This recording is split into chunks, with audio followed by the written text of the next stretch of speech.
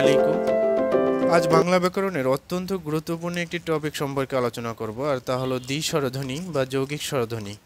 অর্থাৎ এটাকে অত্যন্ত গুরুত্বপূর্ণ বলার কারণ হচ্ছে সর্বশেষ যতগুলো চাকরির পরীক্ষা হয়েছে এর মধ্যে ম্যাক্সিমাম পরীক্ষায় এই দ্বি-স্বরধ্বনি বা যৌগিক স্বরধ্বনি সম্পর্কে প্রশ্ন আসতে দেখা গেছে। তাই এখানে আমরা অনেকেই কনফিউশনের কারণে আমরা এখানে ভুল করে থাকি। আশা করি আজকের ভিডিওর মাধ্যমে আপনাদের সকল ধরনের কনফিউশন দূর করতে সক্ষম হব, তাই সাথেই থাকুন। যাই হোক, দ্বি-স্বরধ্বনি বা যৌগিক স্বরধ্বনি বুঝতে হলে আমার প্রথমেই বুঝতে হবে অর্ধ স্বরধ্বনি। অর্থাৎ অর্ধ স্বরধ্বনি কি? যেসব স্বরধ্বনি পুরোপুরি উচ্চারিত হয় না সেগুলোকে অর্ধ স্বরধ্বনি বলে। আমি যদি এটাকে আর একটু বুঝিয়ে বলি তাহলে এটাকে এভাবে সহজে বলা যায়, যেসব স্বরধ্বনি ইচ্ছা করলেও টেনে পড়া যায় না বা টেনে উচ্চারণ করা যায় না সেগুলো হচ্ছে অর্ধ স্বরধ্বনি। নবম দশম শ্রেণীর বাংলা ব্যাকরণ বইতে এখানে 4টি স্বরধ্বনিকে অর্ধ স্বরধ্বনি হিসেবে তারা উল্লেখ করেছেন। ই, উ, এ, ও, এই 4টি স্বরধ্বনি, কিন্তু এখানে তারা কোনো ব্যাখ্যা দেননি।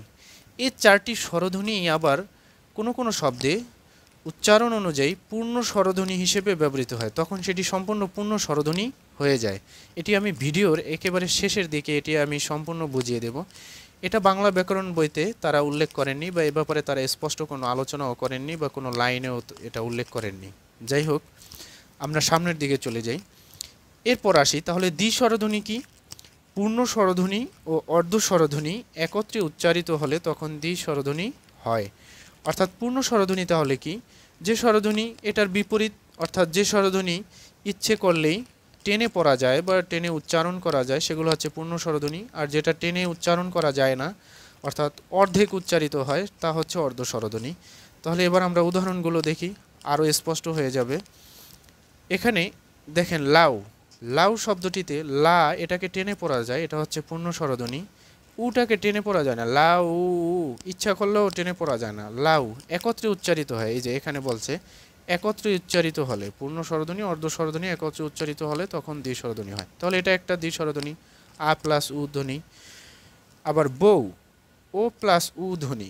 এখানে বউ, বউ, বউ, ও ধ্বনিটাকে কিছুটা টেনে পড়া যায়, কিন্তু উ ধ্বনিটা এর সাথে একত্রে উচ্চারিত হয়ে যায়। এটা হচ্ছে পূর্ণ স্বরধ্বনি এবং উটা হচ্ছে অর্ধ স্বরধ্বনি। দেখুন এই বউ শব্দটিতেই এখানে যেটা আমি উল্লেখ করেছিলাম, এই ও ধ্বনিটা পূর্ণ স্বরধ্বনি হিসেবে উচ্চারিত হয়ে গেল, কিন্তু ব্যাকরণ বইতে 4টাকে তারা অর্ধ স্বরধ্বনি হিসেবে একেবারে সুন্দরভাবে উল্লেখ করে দিয়েছে, তারা কোনো ব্যাখ্যা দেয়নি। তো এটাই আমি আরও ভিডিও শেষে আরও বিস্তারিত আলোচনা করব। নাই, দেখেন না এটাকে টেনে পড়া যায়, ইটাকে কি টেনে পড়া যায় একত্রে উচ্চারণ করলে? নাই, পড়া যায় না। নাই থেমে যায়, অটোমেটিক্যালি আমাদের উচ্চারণ থেমে যায়। অর্থাৎ আজও কি ধ্বনি, একটা পূর্ণ স্বরধ্বনি আ এবং ইটা হচ্ছে অর্ধ স্বরধ্বনি, দুটো মিলে দ্বি-স্বরধ্বনি। তাহলে নাইটা হচ্ছে দ্বি-স্বরধ্বনির উদাহরণ। দই অনুরূপভাবে অজ কি, অটা হচ্ছে পূর্ণ স্বরধ্বনি, দই, ইটা হচ্ছে অর্ধ স্বরধ্বনি, তাহলে দইটা হচ্ছে দ্বি-স্বরধ্বনি, দুটো মিলে কি হলো? দ্বি-স্বরধ্বনি। এভাবে কই, মৌ, যাও, আয়, খাও, লও, নাও, এই সবগুলো হচ্ছে দ্বি-স্বরধ্বনির উদাহরণ। তাহলে আমরা এখানে আরেকটা প্রশ্ন দেখি, যে প্রশ্নটা 48তম বিশেষ বিসিএস প্রিলিতে এসেছে। এটা হলো কোন শব্দে দ্বি-স্বরধ্বনি রয়েছে? তিসি। দেখুন প্রথম অপশনে যেটা আছে তিসি, তিসি, দুটোই ইজকি, দুটো ধ্বনি টেনে পড়া যাচ্ছে, অর্থাৎ দুটোই পূর্ণ স্বরধ্বনি, তাহলে এটা হবে না। একটি অর্ধ স্বরধ্বনি আমার লাগবে সংজ্ঞা অনুযায়ী।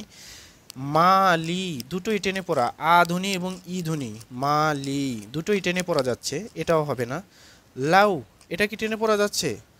লা, আটা টেনে পড়া যাচ্ছে, কিন্তু উটা লায়ের সাথে উচ্চারণ হয়ে যাচ্ছে, আয়ের সাথে, লাউ একত্রে উচ্চারিত হয়ে যাচ্ছে, অর্থাৎ আ ধ্বনি, এই আটা হচ্ছে পূর্ণ স্বরধ্বনি এবং উটা হচ্ছে অর্ধ স্বরধ্বনি, দুটো মিললে তাহলে লাউটা হচ্ছে দ্বি-স্বরধ্বনি বা যৌগিক স্বরধ্বনির উদাহরণ। মেয়ে, এখানে এ যোগ এ, দুটোই এ ধ্বনি, মেয়ে, দুটোই টেনে পড়া যাচ্ছে, সুতরাং এটা দুটোই হচ্ছে পূর্ণ স্বরধ্বনি, সুতরাং অর্ধ স্বরধ্বনি নাই, সুতরাং এটা হবে না। আবার অনুরূপ আরেকটি প্রশ্ন আছে, দেখুন এটি চট্টগ্রাম বিশ্ববিদ্যালয়ে ভর্তি পরীক্ষায় এসেছে এবং আরও অন্য একটি চাকরির পরীক্ষায় এই প্রশ্নটা এসেছে। এটা হচ্ছে নিচের কোনটি দ্বি-স্বরধ্বনি? আয়, এখানে একত্রে উচ্চারিত হচ্ছে, যেমন আটা টেনে পড়া যাচ্ছে, এটা পূর্ণ স্বরধ্বনি।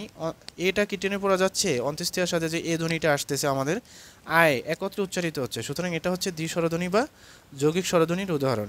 নেক্সট আম, এখানে আটাকে টেনে পড়া যাচ্ছে, এটা হচ্ছে পূর্ণ স্বরধ্বনি, কিন্তু মতে কোনো স্বরধ্বনিই নাই, আম থেমে যাচ্ছে। হ্যাঁ, এটা তো হওয়ার প্রশ্নই জাগে না। ঝুপ, এটাও অনুরূপ, সেম। ঝুপ, ঝু, ধ্বনি, ধ্বনিটা পূর্ণ স্বরধ্বনি, কিন্তু এখানে কোনো স্বরধ্বনি আসতেছে না, শুধু একটা পূর্ণ স্বরধ্বনি ঝুপ, শেষে গিয়ে কোনো স্বরধ্বনি আসতেছে না, থেমে যাচ্ছে, এটা হবে না। লি লি, ই যোগ ই, দুটোই ই ধ্বনি, দুটোই টেনে পড়া যাচ্ছে, অর্থাৎ তাহলে কি দুটোই পূর্ণ স্বরধ্বনি, লি লি, এটাও হবে না, সুতরাং সঠিক উত্তর আয়। আশা করি বুঝতে পেরেছেন।